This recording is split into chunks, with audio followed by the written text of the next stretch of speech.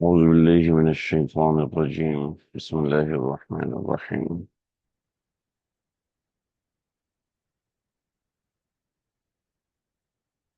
الأعراب أشد كفرا ونفاقا وأجدر ألا يعلم حدود ما أنزل الله على رسوله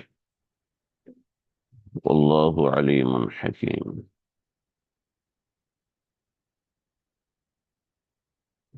ہمارے آج کے سبق کا آغاز سورہ توبہ کی آیت نمبر 97 اس آیت مبارکہ سے ہمارے آج کے سبق کا آغاز ہو رہا ہے۔ سمجھ لیجیے اس آیت مبارکہ سے پہلے چل رہی تھی منافقین کی بات،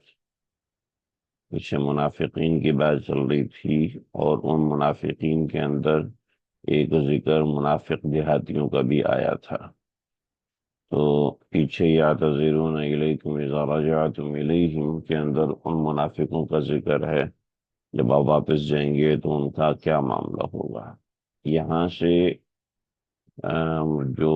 دیہاتی اور اعراب منافقین ہیں ان کا ذکر ہو رہا ہے کہ ان کے اندر کیا باتیں ہیں جس کی وجہ سے ان میں نفاق ہے۔ یہاں تو برے لوگوں کے ساتھ رہنے کی وجہ سے ان میں نفاق ہے، کہ کوئی منافق ہے اس کی صحبت میں رہنے کی وجہ سے کسی شخص میں نفاق آ گیا، کسی شخص میں برائی آ گئی۔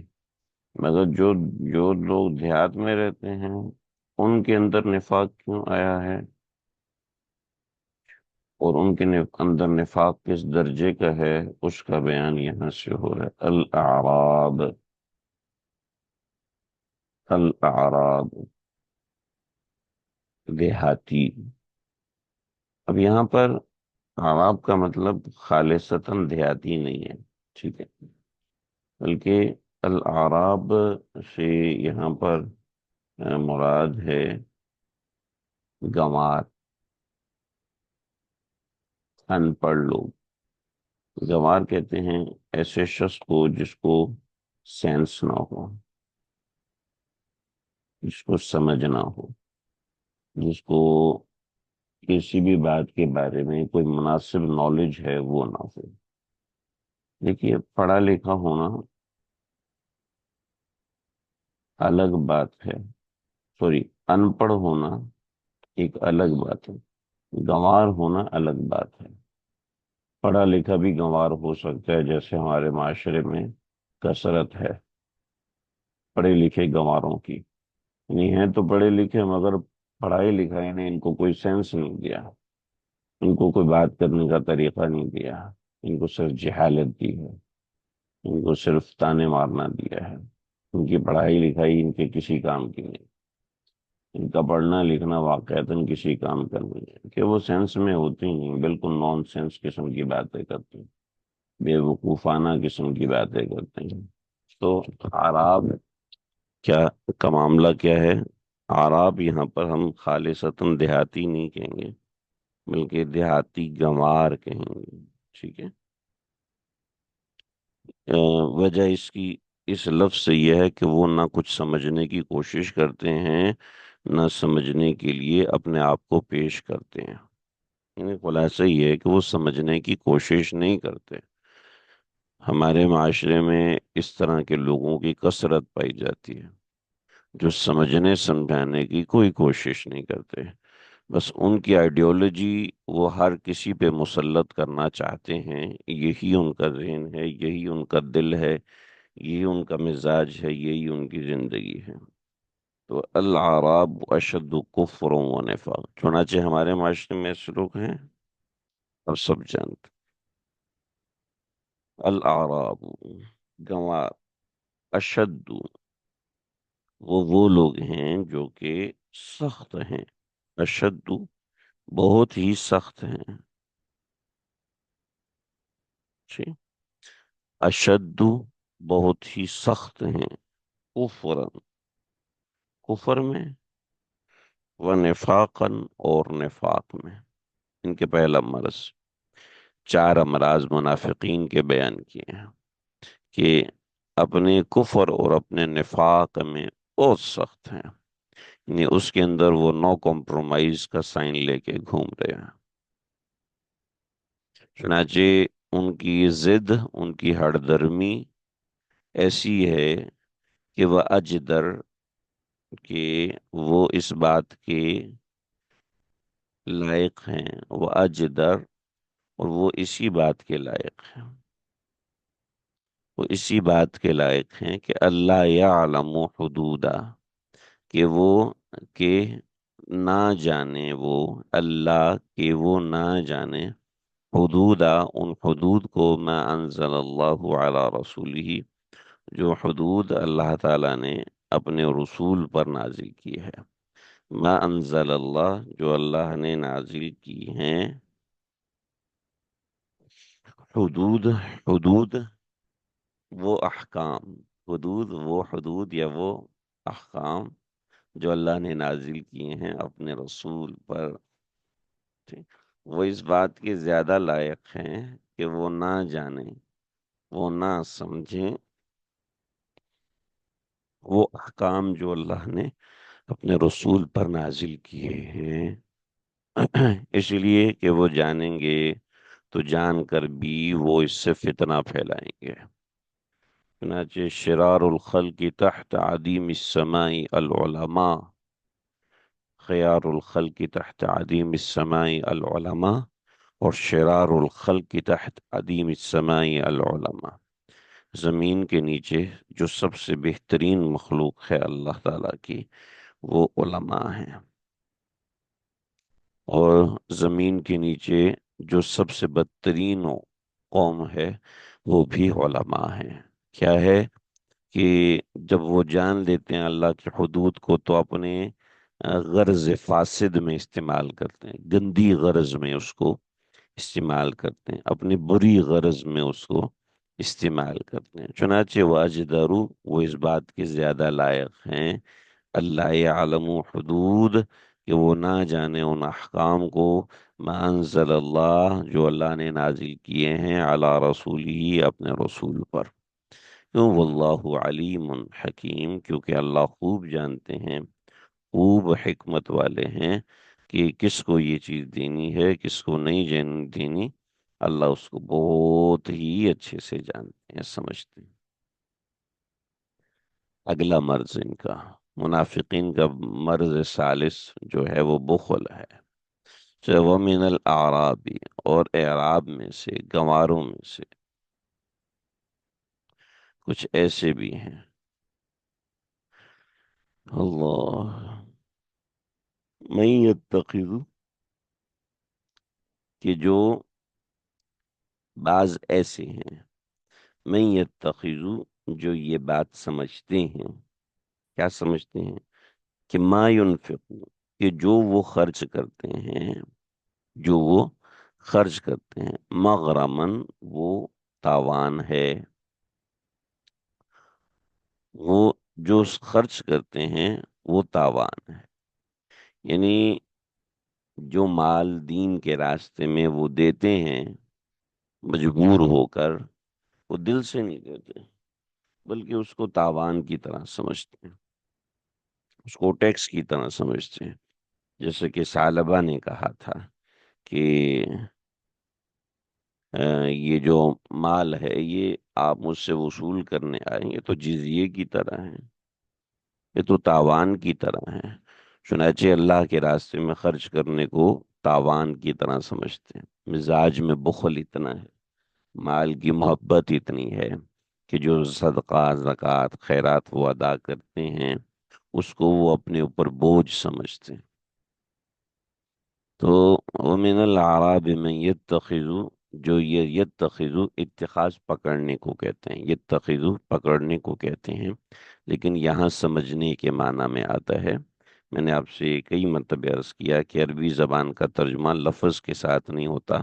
محاورے کے ساتھ ہوتا ہے، اور کسی بھی زبان کا ترجمہ لفظ کے ساتھ نہیں ہوتا، محاورے کے ساتھ ہوتا ہے۔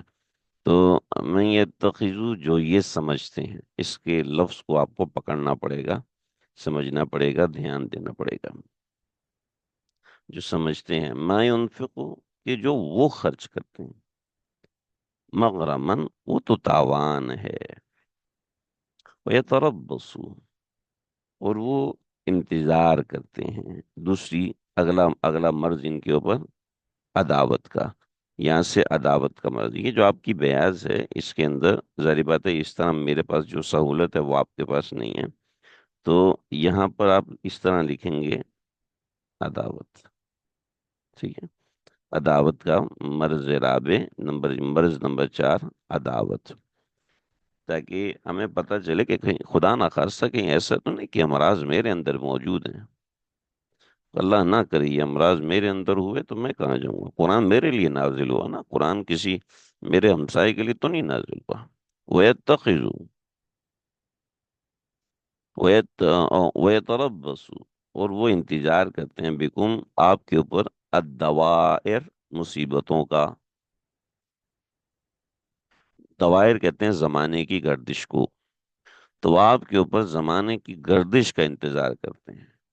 یعنی اسی انتظار میں آتے یا کب مرے گا بھائی، اس انتظار میں کب جان چھوٹے گی اس سے، اسی انتظار میں رہتا ہے بھی کب جان چھوڑے گا یار یہ، کب ہمیں اس سے چھٹکارا ملے گا، یعنی وَيَتَرَبَّصُ بِكُمُ الدَّوَائِرُ، یعنی حق کی بات کے حوالے سے وہ اس طریقے سے وقت گزارتے ہیں، تو اللہ فرماتے ہیں ارے ارے ارے ارے، یہ یہاں سے ان کا جواب ہے، تو آپ اس کو لکھ لیں گے جواب برائے منافقین، آراب، منافقین کے آراب کو اللہ جواب دے رہے ہیں کہ بھئی جب تم مخلص نہیں ہو تو کیوں جڑے ہوئے ہو ساتھ، اور جب تم اس طرح انتظار کرتے رہو گے تو یاد رکھنا، علیہم، انہیں پر ہوگی، دائرۃ السوء، بری گردش، انہی کے اوپر برے حالات آئیں گے، ان کے اوپر برے مصائب آئیں گے، واللہ سمیع، اور اللہ تعالیٰ سمیع ہے، خوب سنتا ہے، جو اندر کی باتیں ہیں نا وہ بھی سنتا ہے، علیم، اور جانتا بھی ہے کہ ان کے سینوں میں کیا ہے، ان کے سینے کی باتیں سنتا ہے اور ان کے سینے کی باتیں جانتا ہے۔ اب اس سے یہ سمجھ میں آ رہا ہے کہ الاعراب اشد کفرا و نفاقا، دیہاتی ایسے ہوتے ہیں، اللہ کہہ رہے نہیں نہیں نہیں نہیں، سارے دیہاتی ایک سے نہیں ہوتے، سارے دیہاتی ایک جیسے نہیں ہوتے، بلکہ کچھ دیہاتی دوسرے قسم کے ہوتے ہیں، چنانچہ آئیے جی ہم آپ کو دکھاتے ہیں کہ کچھ دیہاتی ایسے بھی ہوتے ہیں کہ جس کے اندر 4 قسم کی نیکیاں ہوتی ہیں، کیا نیکیاں ہوتی ہیں دیکھیے، مدح برائے اعرابی مسلمان، اور اس کے اندر ان کا عقیدہ مبدأ ہے، عقیدہ معاد ہے، پہلا عقیدہ، میں یہاں پہ جگہ کم تھی اس لیے لکھ نہیں سکا، عقیدہ مبدأ نمبر 1 آپ لگا دیجئے گا، عقیدہ معاد، مبدأ ابتدا، ٹھیک ہے، اور معاد انتہا، اور نمبر 3 اخلاص نیت، ٹھیک ہے، اور نمبر 4 سخاوت، ٹھیک ہے، تو جیسے اعراب منافقین کے اندر چار چیزیں تھیں، نفاق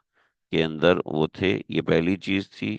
دوسری اللہ کی حدود کو نہ جاننا، تیسری بخل، اور چوتھی چیز جو ہے وہ عداوت تھی، یہاں پر ایمان آ گیا، جب ایمان آ گیا، ایمان آ گیا تو ایمان کے اوپر عقیدہ آ گیا، جب عقیدہ آ گیا تو ظاہری بات ہے اشد کفر اور نفاق ختم ہو گیا، اور عقیدہ معاد آ گیا، ٹھیک ہے، آخرت کا عقیدہ آ گیا، وَيَتَّخِذُ مَا يُنْفِقُ، قربات اور اخلاص نیت کے ساتھ خرچ کرنا آ گیا،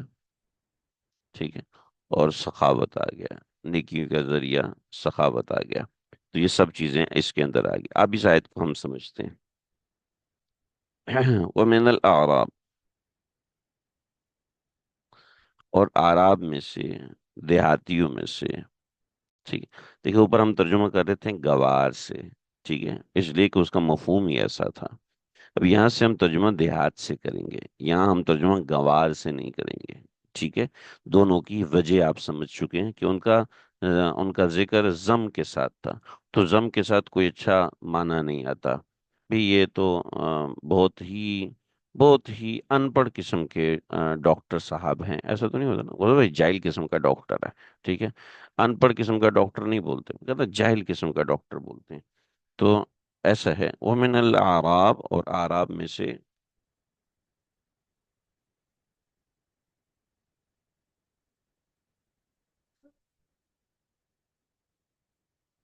ہندی کریں،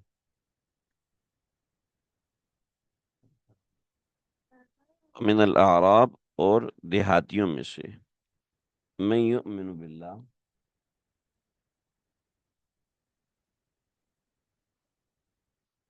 من الاعراب، اور اعراب دیہاتیوں میں سے بعض ایسے، من یؤمن باللہ، جو ایمان رکھتے ہیں اللہ پر، یؤمن باللہ پہلی چیز، ایمان رکھتے ہیں اللہ پر، والیوم الآخر، اور قیامت کے دن پر ایمان رکھتے ہیں، ٹھیک ہے؟ دیکھیے، جیسے جیسے صفات بدلتی جاتی ہیں ویسے ویسے نتائج بھی بدلتے جاتے ہیں۔ صفات یہ ہے کہ آپ ایم بی بی ایس کر رہے ہیں تو ڈیفینیٹلی آپ ڈاکٹر بنیں گے، صفات یہ ہے کہ آپ پینچر لگا رہے ہیں تو ڈیفینیٹلی آپ پینچر والے بنیں گے، صفات کیا ہیں؟ چنانچہ نتائج بھی اسی حساب سے ہوں گے، چنانچہ ایمان ہے اور عمل آخرت ہے، وَيَتَّخِذُوا، اور سمجھتے ہیں، ٹھیک، ما ينفقوا، جو وہ خرچ کرتے ہیں، کیا کیا جو خرچ کرتے ہیں اس سے کیا، اس سے کیا سمجھتے ہیں، اس سے کیا ہوتا ہے؟ قربات عند اللہ، قربات عند اللہ، اللہ کے قربت کا ذریعہ، جو وہ خرچ کرتے ہیں اس کو اللہ کی قربت کا ذریعہ، وہ صلوات الرسول، اور اللہ کے رسول کی دعاؤں کا ذریعہ سمجھتے ہیں، جو وہ خرچ کرتے ہیں وہ اللہ کے قرب کے ذریعے سمجھتے ہیں اس خرچ کرنے کو، اور اس کو اللہ کے نبی کی دعاؤں کا ذریعہ سمجھتے ہیں، چنانچہ ذہن میں رکھیں، جو عند اللہ، اللہ کے راستے میں 1 روپیہ خرچ کرتا ہے، 10 روپے خرچ کرتا ہے، 50 روپے خرچ کرتا ہے، یہ قربات عند اللہ کا سبب بھی ہے، اور صلوات الرسول کا سبب بھی بنتا ہے۔ یعنی آپ دیکھیے قرآن مجید کے ہر ہر دوسرے تیسرے صفحے کے بعد انفاق فی سبیل اللہ کا کتنا زور دیا، کتنا زور دیا، جو ذریعہ دعائیں ہیں، اللہ، ارے سمجھ لو، خبردار، اللہ کا معنی خبردار، اللہ خبردار، انہا قربت لہم، کنفرم سمجھ لو کہ اس کے ذریعے سے ان کو قربت ملے گی، ان کی خیرات موجب قربت ہے، سید سیدخلہم اللہ فی رحمتہ، اللہ ان کو ان قریب داخل کرے گا ان کو، لیکن سین داخل ہو گیا، ان قریب اللہ داخل کرے گا، فی رحمتہ ہی، اپنی رحمت سے، چنانچہ قرب الہی کا جو بڑا ذریعہ ہے وہ انفاق فی سبیل اللہ ہے، مگر اس طرح کہ وہ اخلاص نیت کے ساتھ ہو، اس کو سمجھنا چاہیے کہ کس طریقے سے انفاق کریں، اپنے مال میں سے کس طریقے سے انفاق کریں، کہاں انفاق کریں، کس طرح انفاق کریں، انفاق کا ایک ترتیب بنانی چاہیے۔ مفتی سکھروی صاحب دامت برکاتہم فرماتے ہیں کہ کچھ انفاق ایسے ہوں جو کہ ماہانہ ترتیب پر ہوں، کچھ انفاق ایسے ہوں جو کہ سالانہ ترتیب پر ہوں، کچھ انفاق ایسے ہوں جو روزانہ ترتیب پر ہوں، کہ انسان روزانہ چاہے 5 روپے، چاہے 1 روپیہ ہو، چاہے 2 روپے ہوں، کچھ نہ کچھ اللہ کے راستے میں نکالتا رہے، پھر اس کو خرچ کرے، کس طریقے سے کرنا ہے۔ ماشاءاللہ ہمارے جاننے والے ہیں، ماشاءاللہ بڑی باقاعدگی کے ساتھ انفاق کرتے ہیں، اور وہ طہارت قلب کا ذریعہ ہے۔ ان اللہ غفور الرحیم، بے شک اللہ بڑی مغفرت والے ہیں، رحم والے ہیں، رحمت والے ہیں۔ دیکھیے جی، یہاں پر ایک سوال ذہن میں اٹھتا ہے کہ بات اتنی سی ہے کہ میرے پیسوں کی اللہ کو کیا ضرورت ہے؟ میرے مال خرچ کرنے کی اللہ کو کیا ضرورت ہے؟ اللہ جو ضرورت میں نے کسی سے اپنے پیسے کے ذریعے سے پوری کرنی ہے وہ اللہ تعالیٰ کسی اور ذریعے سے پوری کر سکتے ہیں، لیکن اللہ نے انسان کی مغفرت کے لیے، انسان کے رحم کے لیے یہ چیز لگائی ہے۔ دوسرا سوال یہ ہوتا ہے کہ میرے ان پیسوں سے کیا ہوگا؟ اللہ کی رحمت میں کوئی اضافہ ہوگا؟ میری ان پیسوں کی کیا اوقات ہے؟ کہتے ہیں اللہ تعالیٰ معاف کرنے والے ہیں، جو کمی ہے، بعض دفعہ نیت ایسی ہو جاتی ہے انسان کی کہ بھئی میں نے فلاں کی حاجت پوری کرنی ہے،